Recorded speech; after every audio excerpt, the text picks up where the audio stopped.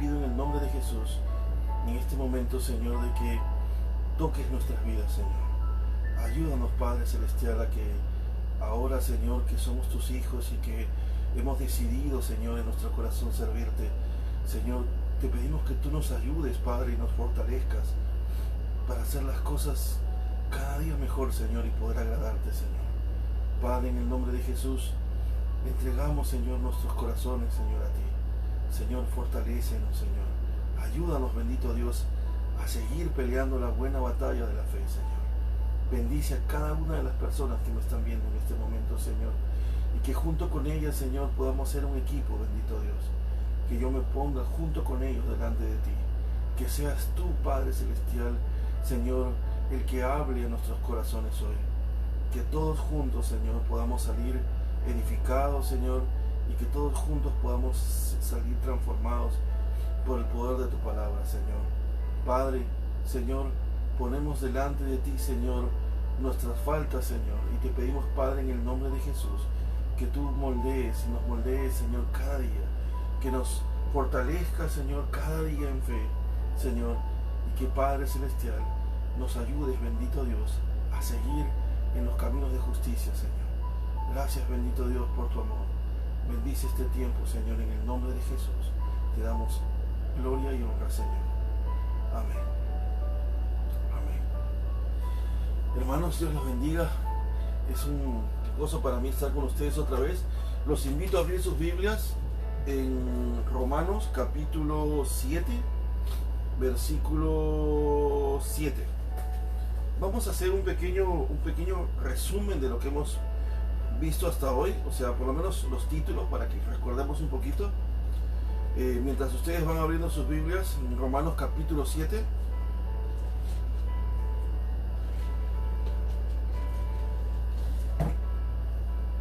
Muy bien. Muy bien.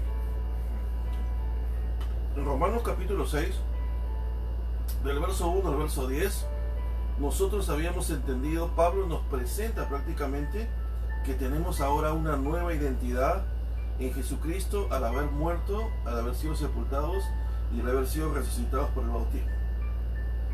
En el capítulo 6, del versículo 11 al versículo 14, Pablo nos anima a que debemos tener dos actitudes: considerarnos muertos al pecado y que debemos presentarnos como instrumentos de justicia.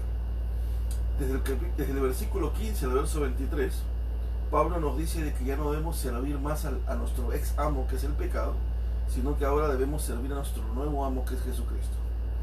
En el capítulo 7, del verso 1 al verso 6, que fue el tema 13 anterior, habíamos visto que la ley ya no podía condenarte como creyente. Ya la ley no te podía condenar. Muy bien. Y ahora tanto al creyente como al incrédulo. O sea,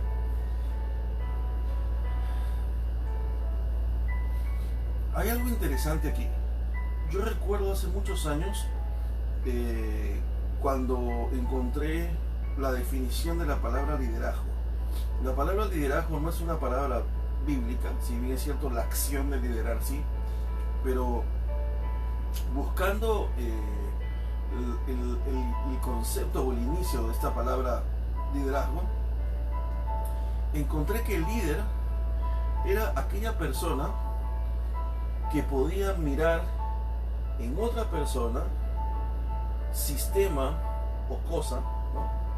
En este caso, claro, sistema o cosa, y que podía identificar dentro de ese sistema, persona o cosa, lo que estaba impidiendo que esa persona, sistema o cosa, cumpla su propósito.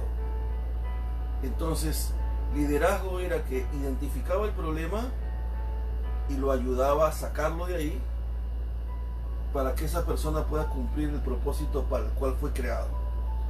Esa era la definición original de la palabra liderazgo. Recuerdo de que eso pues revolucionó totalmente la forma de cómo yo entendí la palabra liderazgo. La palabra liderazgo no necesariamente es, por ejemplo, ¿no?, que tú formes un grupo en tu casa donde tú le hables a la gente. La palabra liderazgo o ser líder no significa que tengas un cargo, La palabra líder no significa de que seas una persona pública necesariamente dentro de la iglesia o dentro de algún ministerio. No. Si nos basamos en el origen de la palabra liderazgo no va a completarse hasta que tú seas capaz de identificar lo que está haciendo que las personas no cumplan su propósito. O sea, qué cosa es lo que les estorba a ellos para cumplir su propósito para el cual fueron creados, y tú les ayudes a que eso que estorba salga de sus vidas. Eso es liderazgo. Y les ayudes a cumplir el propósito para el cual fueron creados. Cuando analizamos la Escritura, nos damos cuenta de que hay algo que impide al hombre cumplir su propósito. Dios dice, Colosenses, que todo ha sido creado por medio de Él y para Él, ¿no? Y cuando analizamos la Escritura nos damos cuenta de que Dios nos ha creado para su gloria, para que le adoremos, para que le alabemos.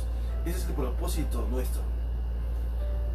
Obedecerle, ¿no? Caminar en sus mandamientos, adorarle con nuestros pensamientos, con nuestra conducta, con nuestro ser. Pero hay algo que impide que nosotros cumplamos ese propósito, y es el pecado. Y el pecado es un personaje, por decirlo así, que aparece tanto cuando somos incrédulos y que también sigue apareciendo en la historia cuando ya somos creyentes. O sea, el pecado no va a dejar de estar. El pecado siempre va a estar. Porque recuerden de que antes pecábamos porque estábamos muertos en nuestros delitos y pecados.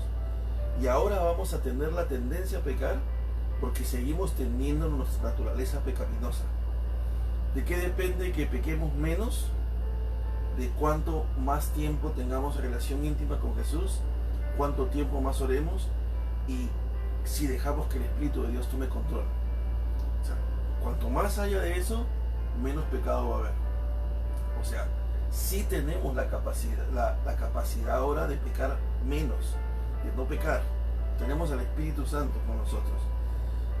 Pero aún así tenemos la naturaleza pecaminosa en nosotros, nuestra carne, nuestro cuerpo humano, porque todavía no hemos sido redimidos totalmente, no tenemos un cuerpo glorificado. Eso va a suceder cuando Jesús venga, cuando estemos con Él en su reino, pero ahora no. Entonces, ¿qué es lo que impide? Por ejemplo, cuando hablaba de liderazgo, ¿no? Si tú eres un líder, tú te das cuenta de que hay algo que hace de que los incrédulos no se acerquen a Dios, y es el pecado. Entonces, ¿cuál es tu deber como creyente? Es predicarles, evangelizarlos, para hacerles ver de que hay algo que los está estorbando, que es el pecado, y que ese pecado los ha vuelto enemigo de Dios. Entonces tú le ayudas, predicándole, hablándole de Jesús, orando por Él, haciéndole ver de que la palabra de Dios dice que Él no está en comunión con Dios, que está haciendo cosas que no le agradan a Dios.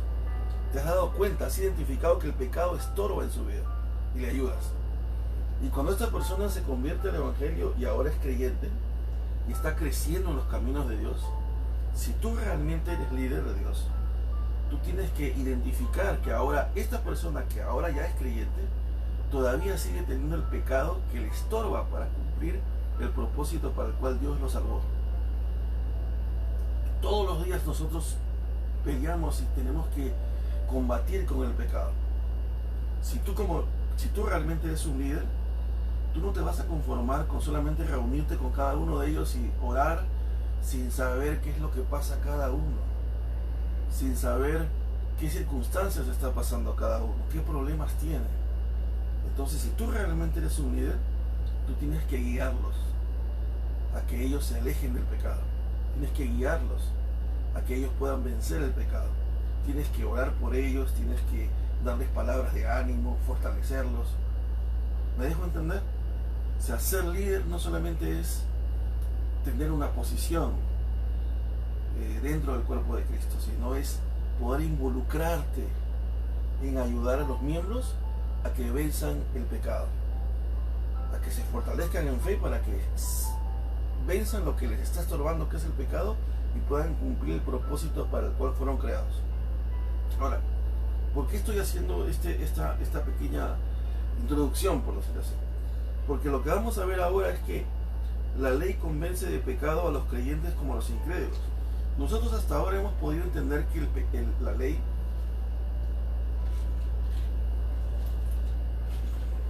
tiene dos propósitos, ¿no? Por lo menos lo que hemos visto hasta ahora. Y es que te condena de pecado, o sea, te hace ver que estás faltando la ley de Dios, porque obviamente la ley es ese patrón de referencia, ¿no? Por ejemplo, ¿qué significa patrón de referencia? Por ejemplo, si tú vas a una compañía, vamos a suponer, a trabajar, ¿no? Y de pronto tú no te vas a ir en short, ¿no?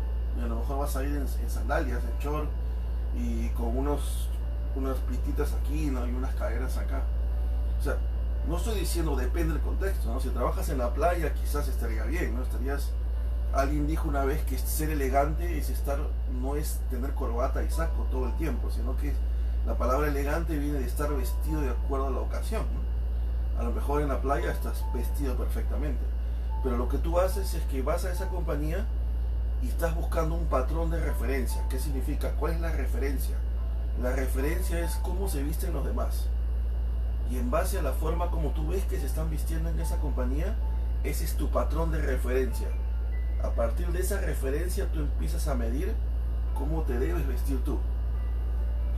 ¿Cuál es nuestro patrón de conducta? Nuestro patrón de conducta y nuestro patrón de conducta como referencia es la ley de Dios. Entonces la ley de Dios sirve para que nosotros nos midamos qué tanto estamos cumpliendo los mandamientos de Dios y si realmente estamos en obediencia o en desobediencia. Y también nos lleva a Cristo. Habíamos dicho pedagogo, ¿no? Te lleva a Cristo porque te hace darte cuenta que no puedes cumplir la ley, que no puedes ser salvos por la ley y que necesitas de Cristo para poder alcanzar salvación. Entonces, sin embargo, hay una lucha entre este nuevo hombre que acaba de nacer y esa vieja naturaleza de la carne, que lo único que quiere es pecar. Entonces Pablo va a hablarnos sobre eso en este momento. Entonces vamos a leer y vamos a ir entendiendo el pasaje. Dice el versículo 7. ¿Qué diremos pues? Dice Pablo, ¿no? ¿La ley es pecado? ¿No? En ninguna manera. Pero yo no conocí el pecado sino por la ley, porque tampoco conociera la codicia si la ley no dijera, no codiciarás. Mas el pecado, tomando ocasión por el mandamiento, produjo en mí toda codicia, porque sin la ley el pecado está muerto. Y yo sin la ley viví en un tiempo, pero venido el mandamiento, el pecado revivió y yo morí. Y hallé que el mismo mandamiento que era para vida, a mí me resultó para muerte, porque el pecado, tomando ocasión por el mandamiento, me engañó, y por él me mató. De manera que la ley a la verdad es santa. En ninguna manera, se pregunta, ¿no? Perdón. De manera que la ley a la verdad es santa y el mandamiento santo, justo y bueno. Pregunta Pablo. Luego, ¿lo que es bueno vino a ser muerte para mí? O sea, la ley vino a ser muerte para mí, porque la ley es buena, ¿no? Es el contexto. Y Pablo dice, en ninguna manera, sino que el pecado, para mostrarse pecado, produjo en mí la muerte por medio de lo que es bueno, a fin de que por el mandamiento el pecado llegase a ser sobremanera pecaminoso. Vamos a tratar de hacer un análisis simple. Este pasaje no es tan complicado de entender porque ya tenemos todo el contexto anterior, ¿no? Ya hemos ido como descifrando muchas cosas en los pasajes anteriores y este pasaje es más fácil de comprender. Y Pablo está diciendo primero, dice, ¿qué diremos pues? ¿La ley es pecado? Y Pablo dice, en ninguna manera. O sea, lo que Pablo está tratando de hacer en este pasaje es asegurarse de que todo lo que él ha dicho anteriormente, la gente no piense que la ley es mala. La ley no es mala. La ley tiene que cumplir el propósito para el cual fue creada, pero no puede hacer más de eso. O sea, Pablo está tratando de recalcar otra vez que la ley tiene una función, pero la ley no puede hacer cosas para las cuales no fue creada. La ley no te puede salvar. La ley debería hacerte justo, ¿no? Si tú pudieras cumplir la ley a la perfección, como ya lo hemos visto, tú podrías ser justificado y podrías alcanzar la vida eterna. Pero no hay ningún ser humano que pueda hacerlo, ya lo hemos visto. Por lo tanto, al final la ley ya no se convierte en algo, en una bendición, sino se convierte en una maldición para ti. Pero no por causa de la ley, sino por causa tuya. Porque tú eres el problema, no la ley. Entonces Pablo está diciendo aquí, ¿qué diremos pues? ¿La ley es pecado? En ninguna manera, dice Pablo. Eso ni se te pase por la mente. El problema no está en la ley. Entonces luego dice aquí, pero yo no conocí el pecado sino por la ley, porque tampoco conociera la codicia si la ley no dijera, no codiciarás. Obviamente aquí está haciendo recordar Éxodo 20:17 y Deuteronomio 5:21, donde el mandamiento decía, no codiciarás. Son los 10 mandamientos. Ahora, Pablo obviamente en este versículo, cuando él dice, pero yo no conocí el pecado sino por la ley, porque tampoco conociera la codicia si la ley no dijera, no codiciarás. Pablo otra vez está dándonos a recordar el propósito de la ley. O sea, el propósito de la ley era darte a conocer lo que era pecado y lo que no era pecado. Por eso Pablo está diciendo, si no fuera por la ley, yo no sabría que no debo codiciar. O sea, es la ley la que me está diciendo, no codicias. O sea, la ley me está dando la pauta, la referencia, el mandamiento, lo que no debo hacer, ¿no? Y luego dice, mas el pecado, tomando ocasión por el mandamiento, produjo en mí toda codicia, porque sin la ley el pecado está muerto. Aquí hay algo interesante, ¿no? Muchos comentaristas plantean algo interesante aquí. Hay una lucha interna entre esa naturaleza pecaminosa de Pablo, que luego desde el versículo 14 al 25 vamos a ver como una crónica, por decir así, ¿no? Que él va a narrar acontecimientos internos que a él le pasan, ¿no? A lo que él va a contar sobre sí mismo en los versículos siguientes. Pero aquí Pablo parece estar diciendo de que mientras no hay ley, es como decir esa frase que dice, ¿no? Lo prohibido atrae, ¿no? Mientras no te lo prohíban, hasta un rato como que no le haces caso y luego te olvidas, ¿no? Pero cuando te prohíben algo, te obsesionas con eso. Y Pablo está diciendo, ¿no? Mas el pecado, tomando ocasión por el mandamiento, o sea, una vez que se dijo, el mandamiento dijo, no debes hacer tal cosa, ¿no? Entonces, es como decir, como que dice, ¿no? Sin la ley, el pecado estaba muerto. O sea, mientras no lo prohibían, bueno, ahí estaba mi pecado como dormido, ¿no? Como que, bueno, sí, bueno, pues no le hago mucho caso. Pero una vez que lo prohibieron, mi naturaleza pecaminosa lo quiso hacer. Dijo, uy, tengo que hacerlo. Mi obsesión por querer quebrantar la ley de Dios. Por eso dice, ¿no? Más, dice, porque sin la ley el pecado estaba muerto, es como dormido, ¿no? Como que no está ahí, aparentemente. Y luego el versículo 9 dice, y yo sin la ley vivía en un tiempo. O sea, sí, yo vivía en un tiempo sin la ley, y ahí está haciendo remembranza a su vida pasada, ¿no? O a lo mejor también está diciéndonos a nosotros que antes vivíamos sin la ley, sin ese conocimiento de la ley.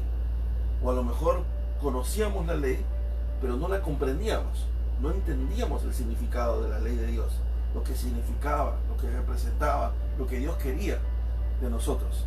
Como muchas personas conocen de Dios, pero no tienen idea de lo que eso significa, ¿no? Dice aquí, pero venido el mandamiento, el pecado revivió y yo morí. O sea, una vez que el mandamiento se estableció y mi naturaleza pecaminosa se activó, por decir así, yo empecé a sentirme seducido por quebrantar la ley de Dios, pero yo morí porque espiritualmente, o sea, vino a mí esa muerte espiritual. morí espiritualmente, porque quebranté la ley de Dios, porque fallé a Dios. Entonces llegué a alcanzar una condición espiritual muerta. Es lo que Pablo está diciendo. Dice, porque el pecado, tomando ocasión por el mandamiento, me engañó, y por él me mató. Ahora, ¿por qué dice que el pecado, tomando ocasión por el mandamiento, me engañó, ¿no? Por el simple hecho de que se pensaba o pensaría la gente de que era la ley en sí la que te iba a permitir que tú, a través de la ley, que a lo mejor ibas a poder cumplir la ley, a lo mejor ibas a poder alcanzar salvación, a lo mejor ibas a poder ser acepto por Dios, o sea, aceptado por Dios por tus obras en base a la ley, en base al cumplimiento de la ley. Pero conforme tú querías cumplir esa ley, te diste cuenta que no podías, que fracasabas. Entonces te engañó, ¿no? O sea, tú pensaste que a lo mejor podías ser acepto delante de Dios solo con tus obras. Pero fue un engaño, porque al final te diste cuenta que no podías. Y por eso el texto dice, me engañó y por él me mató.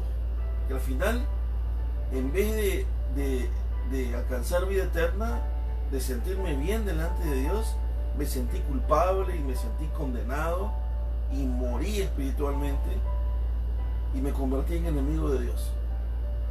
O sea, al final, querer confiar en mis fuerzas y en mi capacidad para agradar a Dios fue un engaño total.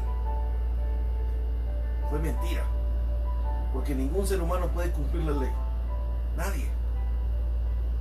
Ahora, versículo 12 dice, de manera que la ley a la verdad es santa, y el mandamiento santo, justo y bueno. ¿Por qué Pablo dice eso, no? Pablo concluye, dice, de manera, o sea, después de todo lo que te estoy diciendo, te estoy haciendo entender de que la ley no es el problema. La ley ha cumplido su función. Me ha hecho ver culpable delante de Dios. Me ha hecho ver de que no estoy cumpliendo el estándar de Dios, de que no estoy reflejando la santidad que Dios quiere. Soy culpable. La ley me ha condenado y la ley ha cumplido su función de hacerme ver que tengo la necesidad de un Salvador, porque yo no me puedo salvar por mí mismo y necesito de Cristo. Dice, pero el problema no es la ley. La ley es buena, es santa. El problema soy yo. El problema es mi pecado. El problema soy yo como ser humano. Yo soy el problema. Por eso en el versículo 13 dice, en el versículo 12 dice, de manera que la ley de la verdad es buena y el mandamiento es santo, es justo y bueno. ¿Por qué el mandamiento es santo, justo y bueno? Porque el mandamiento, o sea, la justicia de Dios, es reflejo de la santidad de Dios, es reflejo del carácter de Dios. Y Dios es bueno, Dios es justo, Dios es santo. Pero el versículo 13 dice, pregunta Pablo, luego, ¿lo que es bueno vino a ser muerte para mí? O sea, ¿la ley que es de Dios es muerte para mí? Y Pablo dice, en ninguna manera. La ley no es muerte para mí, sino que el pecado, para mostrarse pecado, produjo en mí la muerte por medio de lo que es bueno. O sea, la ley no produjo muerte en mí. Lo que produjo muerte en mí es mi pecado, mi naturaleza pecaminosa, mi carne, de querer quebrantar la ley de Dios. La ley no es mala. La ley cumplía su función y es mostrarme el camino correcto. Lo que me llevó a la muerte no fue la ley, fue mi pecado. Lo único que la ley hizo fue condenarme a causa de mi pecado. Por eso Pablo está tratando de redondear esta idea, ¿no? De que la ley, el propósito de la ley es convencerte de pecado, pero no es salvarte. Y al final hay un personaje allí importante en nuestra vida, por decir así, ese personaje que es el pecado, que a pesar de que ya no le servimos a él, que ya no es nuestro amo, que ya hemos muerto al pecado y hemos resucitado a vida nueva, aún tenemos que seguir luchando con nuestra naturaleza pecaminosa, que tiene esa tendencia al pecado, esa tendencia a quebrantar la ley de Dios. Por eso Pablo está diciendo, la ley te convence de pecado, tanto al incrédulo, porque le hace ver su pecado delante de Dios y que necesita un Salvador, y tú que ya eres salvo, también la ley te va a seguir condenando del pecado, para que nos demos cuenta de que seguimos fallándole al Señor. Ese es nuestro patrón de referencia para caminar en santidad, es nuestro patrón de referencia para caminar en justicia. Entonces, esto es importante. O sea, Pablo nos está dando una idea interesante aquí. Nos está diciendo, la ley no es mala, la ley es buena. La ley no es la que me produce, me lleva a la muerte, sino mi pecado. La ley es santa, es justa. El mandamiento es justo, santo, bueno, porque los mandamientos de Dios reflejan el carácter de Dios. Por lo tanto, la ley ha cumplido su función, es condenarme y hacerme ver lo que está mal delante de Dios. Pablo está redondeando esta idea. Muy bien, entonces quiero, antes de pasar al siguiente pasaje, voy a leerle algunos puntos que son los mismos que les acabo de decir, pero voy a leerles algunos puntos que he escrito aquí en el PDF. Primero, para terminar este pasaje, Pablo quería asegurarse que las personas no pensaran que la ley es mala. Recordemos que la ley es el patrón de referencia, es lo que acabamos de mencionar, con el que te mides para saber si estás fallando a la ley de Dios. La codicia, sabemos que está en Éxodo 20:17. Cuando Pablo menciona ocasión por el mandamiento, ¿no?, se refiere a esa naturaleza rebelde que al ser confrontada por la ley se siente tentada o siente ese atractivo a desobedecerla, ¿no?, esa obsesión por quebrantar la ley. Sin ley el pecado está muerto, porque una vez que la ley aparece, el pecado es como que se activa y se despierta, ¿no?, en esa naturaleza pecaminosa del pecador, ¿no?, por decirlo así. Sin ley significa que su conocimiento, quizás cuando dice sin ley, significa que o no la conocía o no era un conocimiento profundo de la ley de Dios, ¿no? Y bueno, de ahí hay algo interesante, ¿no?, que el pecado lo engaña porque obviamente le dio la falsa esperanza de que podía obtener vida eterna guardando la ley y además aceptado delante de Dios por sus obras, ¿no?, como lo hemos mencionado hace un momento. Entonces esto es interesante. Muy bien, ahora, después de haber visto el versículo 7 al versículo 13, yo los invito a pasar a los siguientes textos, ¿no? Pasemos al versículo 14 hasta el 25. Estamos a buen tiempo, para mí son 2:30, nos queda media hora, está perfecto porque así vamos a poder terminar el siguiente tema. He juntado estos dos temas en un tema que es el 14. Mañana ya vemos el 15 y Dios nos va a ir ayudando y vamos a poder concluir la carta a los Romanos. Y si Dios así lo quiere, vamos a poder pasar a otro libro. Ya estoy pensando qué es lo que podemos hacer. Ya les comentaré y bueno, vamos a continuar. Muy bien. Vayamos al versículo 14.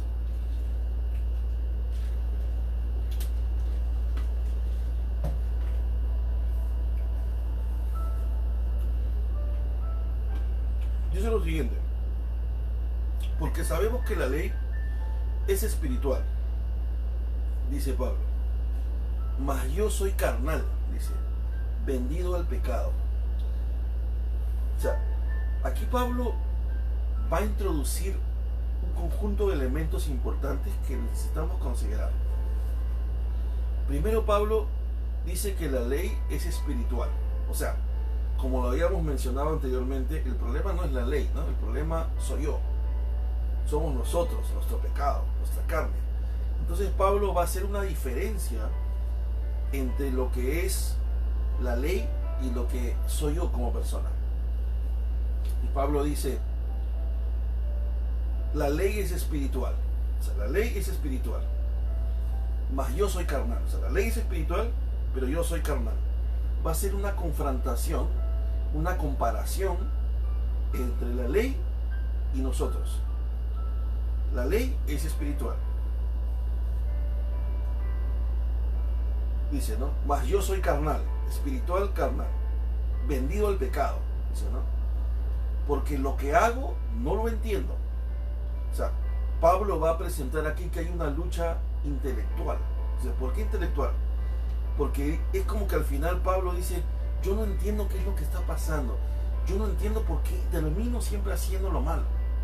Pablo dice, lo que hago yo no lo entiendo.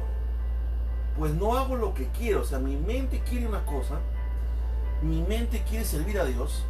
¿No te ha pasado a ti que cuando vas al servicio en la iglesia y de pronto estás en el servicio y estás orando y escuchaste como 20 alabanzas y estás, wow, te sientes como más la prédica y sales pero fuerte y dices, yo voy a vencer al diablo, dices, ¿no? Yo voy a pelear la buena batalla de la fe, voy a hacer las cosas bien. Y al final llega el lunes, martes, miércoles y haces todo al revés, ¿no? Y de pronto te preguntas y dices, pero si yo quiero servir al Señor, yo quiero hacer las cosas bien, pero ¿por qué termino haciendo todo esto? ¿No? Y Pablo presenta varios elementos ahí. Primero, que nosotros somos carnales, la ley de Dios es espiritual, ¿no? Entonces hay un contraste entre yo que soy carnal y algo que es espiritual. Yo no puedo seguir algo que es espiritual como la ley, rigiéndome bajo una ley física y carnal. Por eso la Biblia dice, viviendo en el Espíritu, caminando en el Espíritu, ¿no? Tener el fruto del Espíritu. Yo no puedo obedecer algo espiritual con cosas carnales. No puedo. Son incompatibles, inmiscibles, como el agua y el aceite. No se pueden mezclar. Entonces Pablo está diciendo, otra vez, la ley es espiritual. Esa es su naturaleza espiritual. Pero mi naturaleza es carnal, humana. Dice, porque lo que hago no lo entiendo. Porque no hago lo que quiero, sino lo que aborrezco. Eso hago. O sea, Pablo está presentando una lucha espiritual entre tus pensamientos y tus deseos y tu voluntad. Lo que al final terminas haciendo, lo que haces, tus obras. Hay una lucha. Tú quieres una cosa, pero terminas haciendo otra cosa porque lo que haces está sometido a tu carne, obedece a tu carne y a tu naturaleza pecaminosa de querer quebrantar la ley de Dios. Nosotros tenemos esa naturaleza pecaminosa. Por eso es que todos los días tenemos que luchar con el pecado. Todos los días tenemos que luchar con tomar la decisión de si vamos a obedecer a Dios o no. La diferencia es que, como siempre lo hemos mencionado hasta ahora, tenemos al Espíritu Santo que ahora nos ayuda, es nuestro paracleto, y nos fortalece para poder cumplir los mandamientos de Dios. Obviamente, si dejamos de orar, dejamos de buscar a Dios, dejamos de estar con Él, vamos a pecar, porque seguimos estando en un cuerpo humano. Pero si tomamos las armas que nos han sido dadas, vencemos. Entonces ahora, versículo 16 dice, y si lo que no quiero, eso hago, apruebo que la ley es buena. O sea, otra vez Pablo vuelve a recalcar aquí que el problema no es la ley es buena. El problema somos nosotros, que terminamos haciendo lo que no queremos hacer. Ahora Pablo dice aquí en el versículo 17, de manera que ya no soy yo quien hace aquello, sino el pecado que mora en mí. Entonces Pablo introduce otro nuevo elemento. Era la ley espiritual, soy yo que soy carnal, y ahora introduce el elemento pecado. Y dice, de manera que ya no soy yo quien hace aquello, sino el pecado que mora en mí.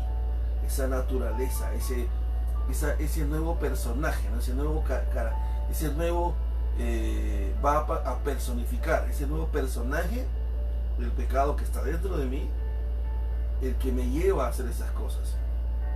Entonces Pablo introduce la ley espiritual, yo como ser carnal, una lucha entre mis pensamientos y lo que al final termino yo haciendo, que no lo quiero hacer. Y luego Pablo dice, ya no soy yo quien lo hace, sino es el pecado que mora en mí, esa naturaleza pecaminosa. Y yo sé que en mí, dice Pablo, versículo 18, esto es en mi carne, o sea, en mí, en mi carne, porque yo soy esa naturaleza, no mora el bien, porque el querer el bien está en mí, pero no el hacerlo. Y aquí nos hace recordar esa frase que dice, del dicho al hecho hay mucho trecho, ¿no? O sea, hay una distancia larga entre decirlo y hacerlo, ¿no? Y como dicen, las palabras se las lleva el viento, ¿no dicen? Entonces, esto es algo interesante, ¿no? Porque Pablo está diciendo, y lo que yo no quiero, dice, ¿no? Dice, porque no hago el bien que quiero, sino el mal que no quiero. Eso hago. Y el versículo 18 dice, y yo sé que en mí, esto es en mi carne, o sea, por culpa de mi carne, que no mora el bien, yo sé que el querer hacer el bien está en mí, yo lo quiero hacer, pero no está el hacerlo, solo lo quiero, aquí, o a lo mejor aquí, pero al final mi carne, mi naturaleza de pecado, me va a estorbar para hacer lo que yo sé que tengo que hacer, para hacer lo que yo sé que debo hacer. Por eso es que el conocimiento de la ley de Dios no es suficiente, aunque el texto no está diciéndonos ahorita, pero quiero complementar esto, porque a lo mejor ustedes estarán preguntando, ¿y entonces qué tengo que hacer, no? ¿Qué debemos hacer entonces para vencer el pecado? Es que otra vez este texto nos está haciendo ver que es importante conocer la ley. La ley de Dios transforma tu pensamiento. Recuerdo hace muchos años que el pastor de jóvenes, a lo mejor algunos de los que están mirando recuerdan su nombre, el pastor Wilfredo Beltrán. Él fue mi pastor de jóvenes por muchos años. Sigue siendo mi pastor, siempre lo considero así, ¿no? Y él siempre decía algo que me quedó grabado, ¿no? Una vez dijo, la palabra de Dios transforma tu mente, pero el Espíritu Santo transforma tu voluntad. La oración, el Espíritu de Dios a través de la oración. Tú puedes tener mucha letra, eso va a transformar tu pensamiento. Tu pensamiento va a ser transformado, pero lo único que va a poder transformar tu voluntad, o sea, el hacer las cosas, es el Espíritu Santo. Es esa comunión íntima que tú tengas a través de la oración, a través del ayuno. Ya. Es saber a través de la palabra de Dios y es hacer por el poder, como dice Efesios 6, el poder que te ha sido dado a través del Espíritu Santo. O sea, es una combinación. Por eso es que si hacemos un análisis, y mañana vamos a hacer un pequeño análisis de Efesios 6, cuando habla de la armadura de Dios, hay una serie de elementos dentro de esa armadura que deben estar juntos. Es todo un conjunto de elementos, no es uno solo.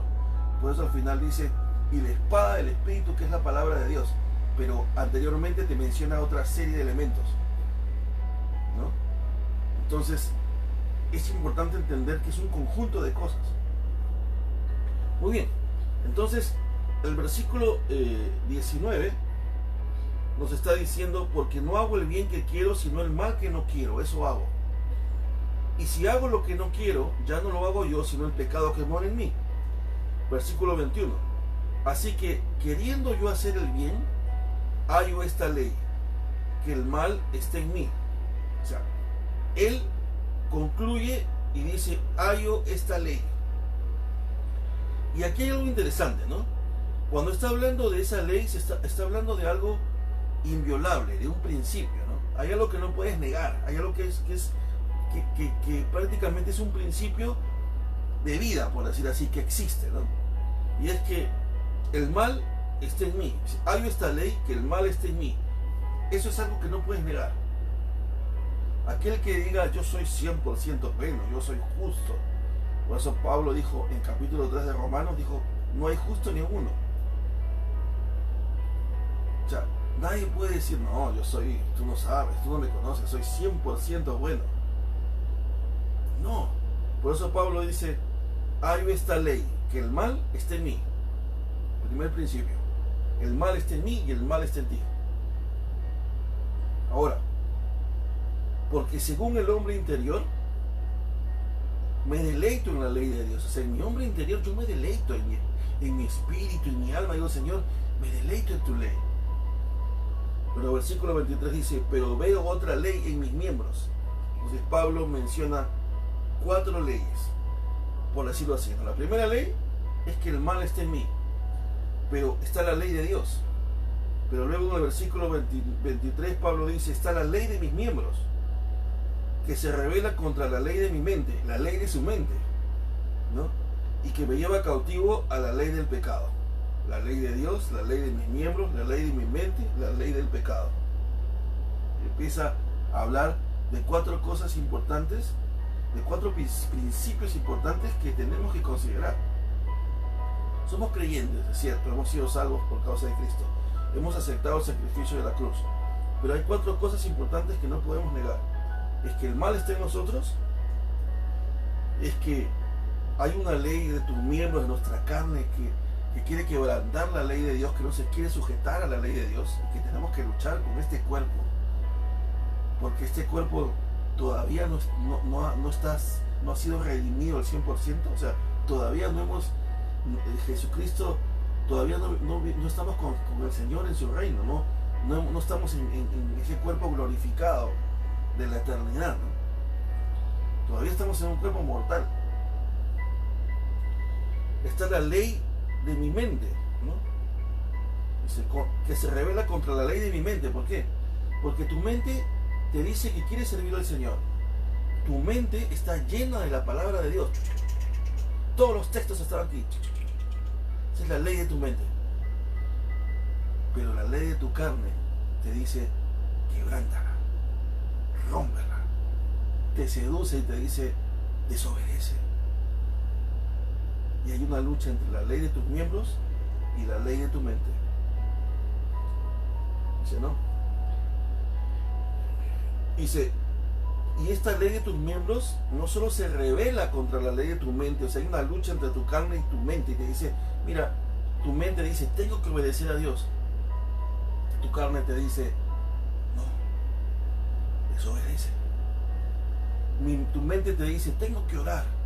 Tu carne te dice, qué flojera. Tu mente te dice, el pastor dijo que tengo que aprender a escudriñar la Biblia, tengo que leerla. Y tu mente y tu cuerpo te dice, no, qué aburrido, no lo entiendo. Hay una lucha entre tu cuerpo y tu mente. Y esta ley de tus miembros te lleva cautivo a otra ley, que es la ley del pecado. Entonces te lleva cautivo porque te lleva otra vez como esclavo. Y cada vez que nosotros cedemos a nuestra carne, es como que estamos volviendo a ser cautivos del pecado y otra vez nos volvemos en servidumbre, cuando ya hemos sido liberados de esa esclavitud del pecado. Deberíamos servir al Señor Jesucristo, que es nuestro nuevo amo, pero seguimos sirviendo al pecado. Entonces, pero Pablo está siendo consciente, ¿no? Pablo está analizándose, haciéndose un análisis a él mismo. Por eso en todos los versículos él dice, yo, ¿no? Ya no soy yo quien hace aquello, y yo sé que en mí esto es, porque yo no hago el bien que quiero, y si hago lo que no quiero. Y Pablo, siendo apóstol, ¿no? Él está haciendo un autoanálisis de él, que a pesar de que él es apóstol, a pesar de que él se atrevió a decir, si quieres ser imitador de Cristo, imítame a mí, él aún está aceptando de que todavía hay una lucha entre su mente que quiere servir a Dios y su carne que no lo quiere hacer. Él sigue teniendo esa lucha. Él nos está haciendo pisar tierra, ¿no? Porque a veces cuando hay un texto que dice que empiece a estar firme, mire que no caiga, dice, ¿no?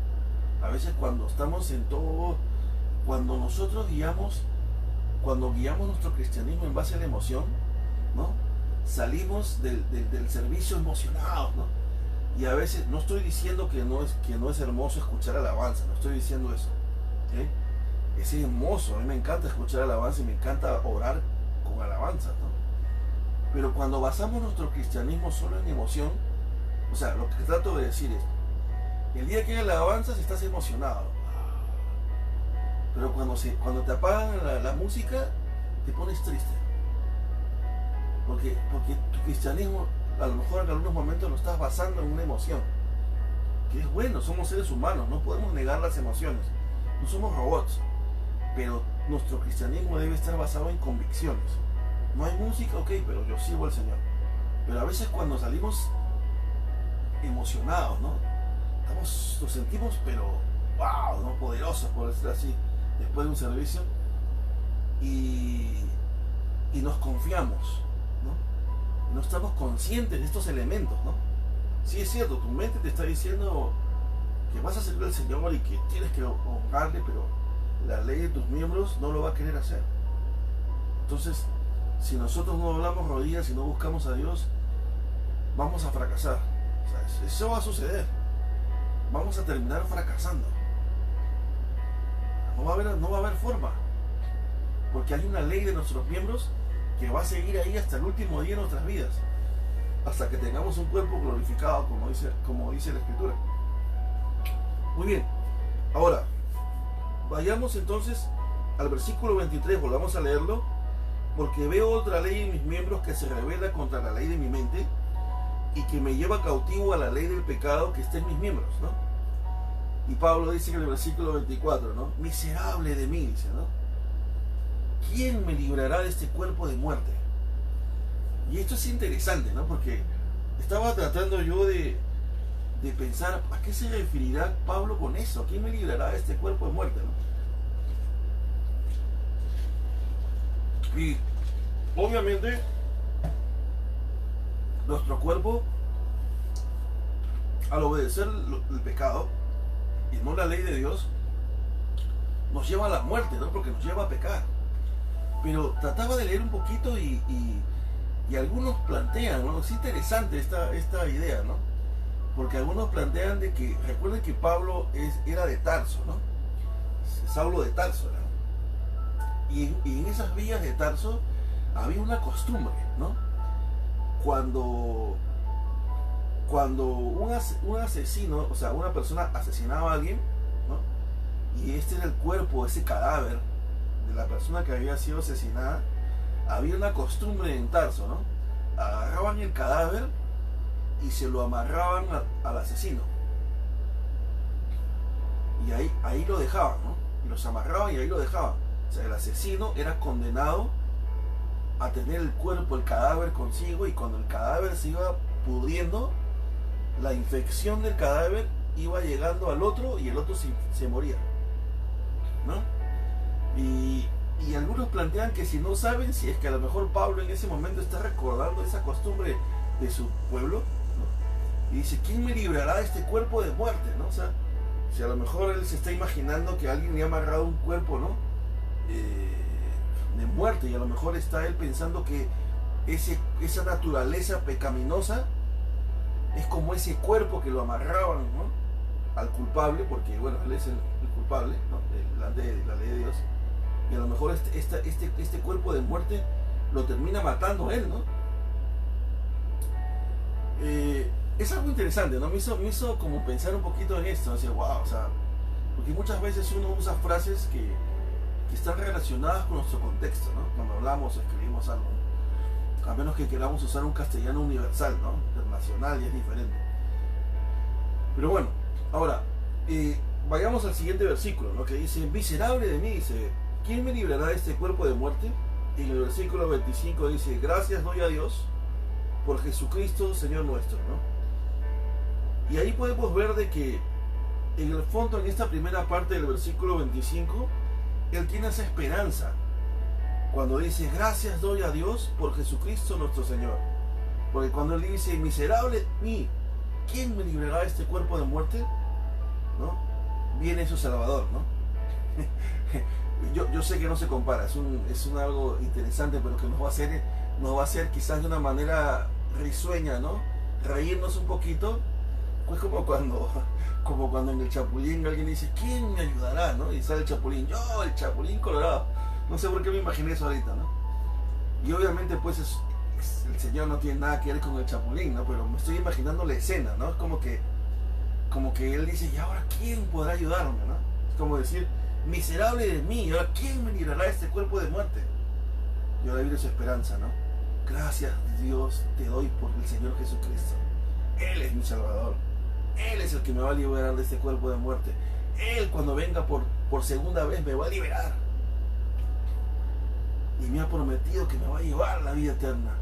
Y seré libre de este cuerpo de muerte. Mientras tanto, tengo que aprender a someterme a la ley de Dios con el poder del Espíritu Santo. Interesante el texto, ¿no? Y luego dice, en la segunda parte dice, así que yo mismo con la mente sirvo a la ley de Dios, mas con la carne a la ley del pecado. Y Pablo está concluyendo una verdad espiritual fundamental, y es que otra vez concluye, ¿no? Mi mente va a servir a Dios, pero recuerda, tu carne va a querer servir al pecado. Así que tienes que someter a tu carne, y la única forma de hacer eso es a través del Espíritu Santo. Porque si no lo haces a través del Espíritu Santo, vas a seguir como en la ley, cuando la gente quería ganarse el favor de Dios por sus obras, en sus fuerzas. No vas a poder, ni yo voy a poder. La única forma de poder cumplir el mandamiento de Dios es viviendo en el Espíritu. Porque recuerda, ahora nos ha sido dado su Espíritu. Ya no puedes pelear solo. El Espíritu Santo es el Paracleto, es nuestro ayudador. Y por eso el Señor dijo, ya no os daré mi ley en una tabla de piedra, sino que la pondré en tu corazón.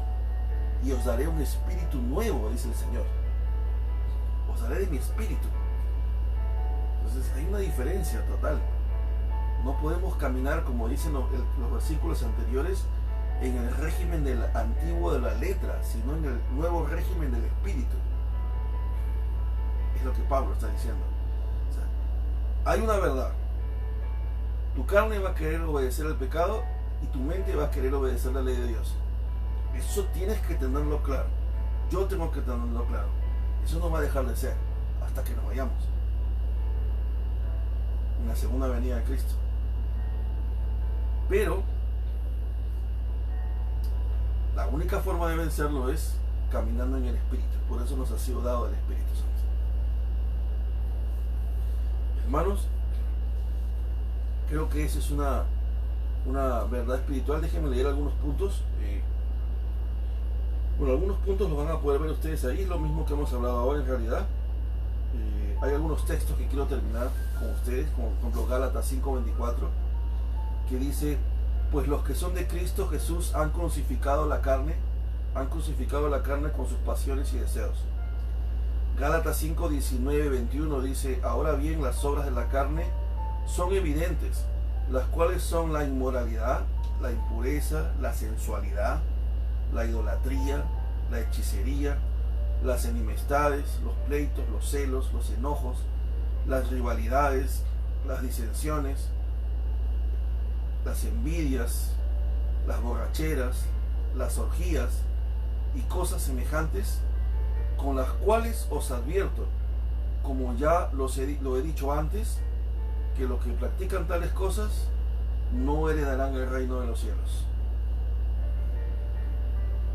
Efesios 2:3, entre los cuales también todos nosotros en otro tiempo vivíamos en las pasiones de nuestra carne, satisfaciendo los deseos de la carne y de la mente, y éramos por naturaleza hijos de ira, lo mismo que los demás. Romanos 13:14 dice, antes bien, vestíos del Señor Jesucristo y no penséis en proveer para las lujurias de la carne.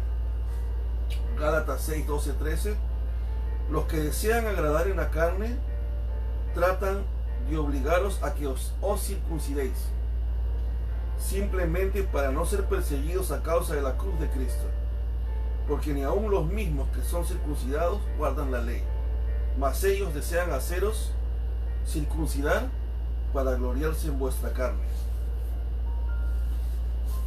Gálatas 5:17, porque el deseo de la carne es contra el espíritu, y el del espíritu es contra la carne, pues estos se oponen el uno al otro, de manera que no podéis hacer lo que deseáis. Está hablando Pablo de una realidad interesante espiritual. La ley, el espíritu y la carne siempre van a luchar. Romanos 8, del 5 al 9. Porque los que viven conforme a la carne ponen la mente en las cosas de la carne. Pero los que viven conforme al espíritu, estas ponen la mente en las cosas del espíritu. Porque la mente puesta en la carne es muerte, pero la mente puesta en el espíritu es vida y paz, ya que la mente puesta en la carne es enemiga de Dios, porque no se sujeta a la ley de Dios, pues ni siquiera puede, o sea, ni se sujeta ni puede. O sea, la carne no se sujeta ni puede, no vas a poder, no puede, simplemente. No darle vuelta, no puede la carne sujetarse a Dios. Gálatas 6:8. Porque el que siembra para su propia carne, de la carne cosechará corrupción. Pero el que siembra para el espíritu, del espíritu cosechará vida eterna. Romanos 7:5. Porque mientras estábamos en la carne, las pasiones pecaminosas por la ley actuaban en los miembros de nuestro cuerpo a fin de llevar frutos para muerte. Estos son algunos textos importantes que nos van a hacer ver, cuando lo lean en el PDF, los que deseen el material, el efecto que tiene la carne sobre nosotros, ¿no? Y sobre esa lucha espiritual entre la carne y el espíritu.